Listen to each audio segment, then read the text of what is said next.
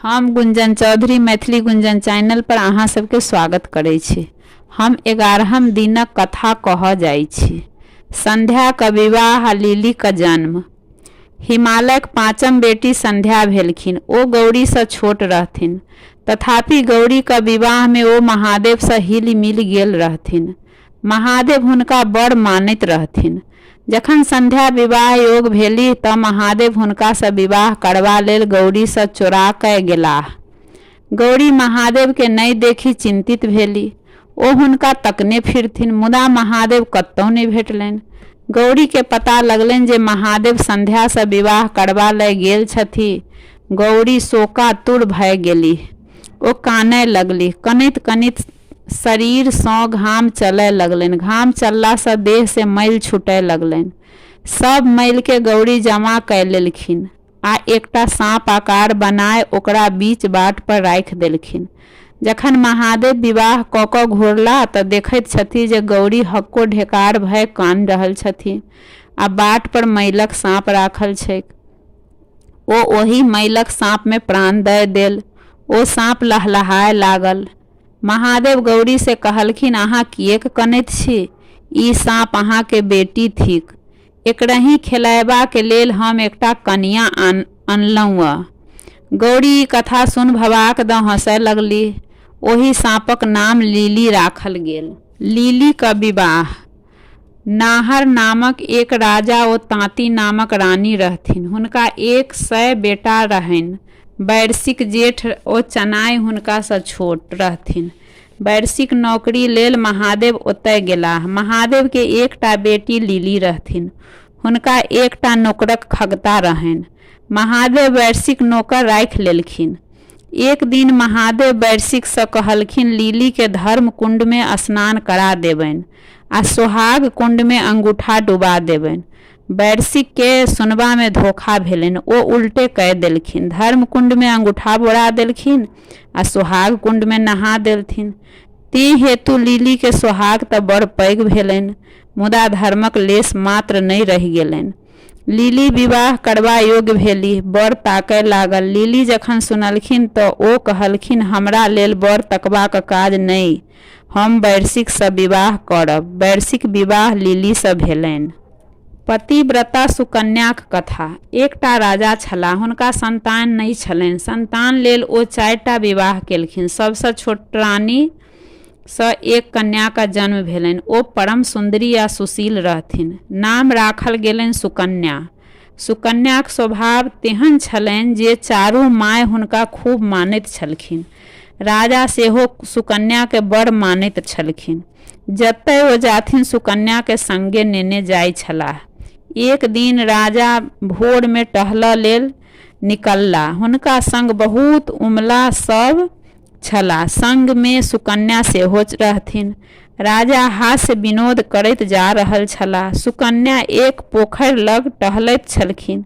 ओ देखलखिन जे एकटा दीवारक भीड़ जकाँ किछु छैक आ ओहि में 2टा किछु चमकैत छै। हिनका उत्सुकता भेलनि ओहि चमकैत चीज पर जे ओ की थिकैक। ओ अपन आंगुर से ओहि चमकैत वस्तु के खोधलखिन।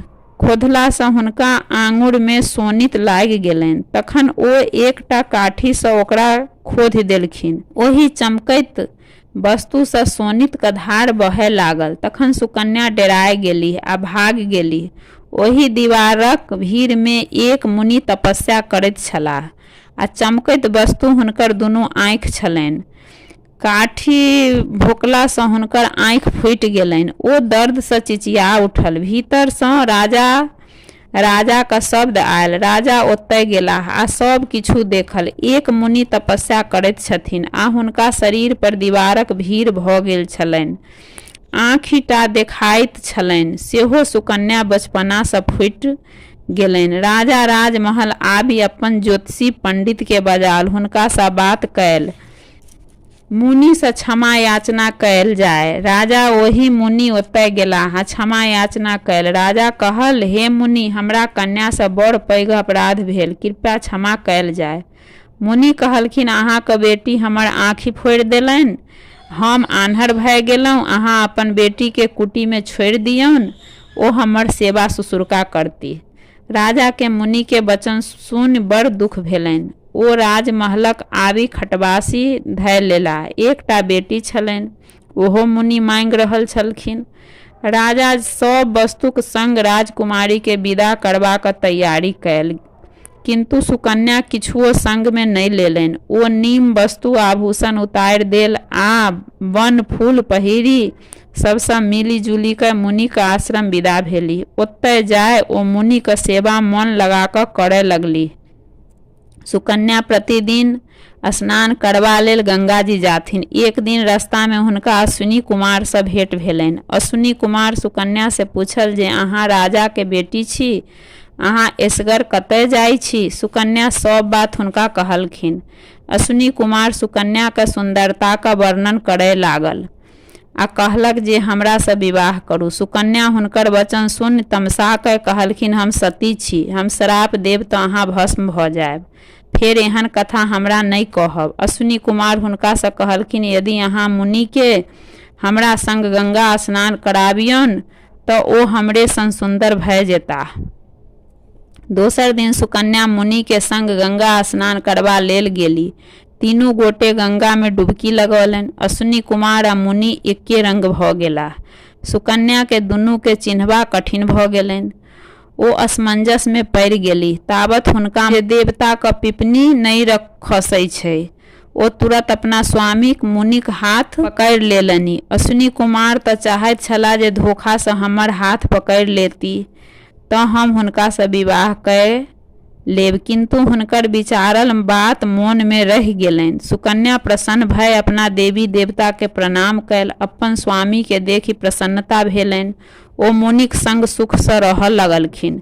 किछु दिन बीतला पर सुकन्या माय के मोन पड़लनि जे सुकन्या असगर बन गेली। वन में बाघ, सिंह आ कतेक तरहक हिंसक जानवर सब रहैत छैक।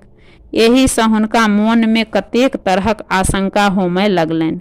बूढ़ा तपस्वी सेहो मरि गेल हेताह। एक दिन राजा रानी सुकन्या के खोज खबरि लेबाक लेल वन गेलाह। ओ देखलखिन जे राजकुमारी सुकन्या बड़ सुंदर पुरुषक संग रहैत छथि।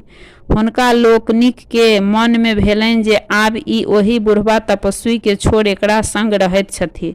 सुकन्या अपन माय बाप के देखलखिन तऽ हुनका लोकनिक सत्कार करबा के लेल आगू बढ़लखिन। माय कहलखिन, हम अहाँ के ओतय नहीं जायब, अहाँ हमरा लोकनिक नाम हंसा देलहुँ। सुकन्या कहलखिन, ई सब अहीं के आशीर्वाद सँ भेल। अहाँ लोकनिक जखन बस बात सुनब तखन विश्वास करब। जखन ओ अपन जमाय सँ सब बात सुनलखिन तखन विश्वास भेलनि जे सुकन्या निर्दोष छथि। हिनका पर बेकार कोनो तरहक शंका कयलहुँ। राजा रानी प्रसन्न भऽ अपन घर अयली। राजा अश्वमेघ यज्ञ केलनि, ओहि में बेटी जमाय के बजौलखिन। देवता सबके सेहो निमंत्रण देलनि। देवता लोकनिक एके पाँति में भोजन करय बैसलाह। ओहि में अश्विनी कुमार सेहो भोजन करबय बैसलाह, मुदा देवता सब हुनका एक पाँति में बैसय नहीं देबय चाहैत छलाह। राजा का कहला सुनला पर खाय देलखिन। सब खुशी खुशी बेटी जमाय के आशीर्वाद दैत अपन अपन घर गेलाह।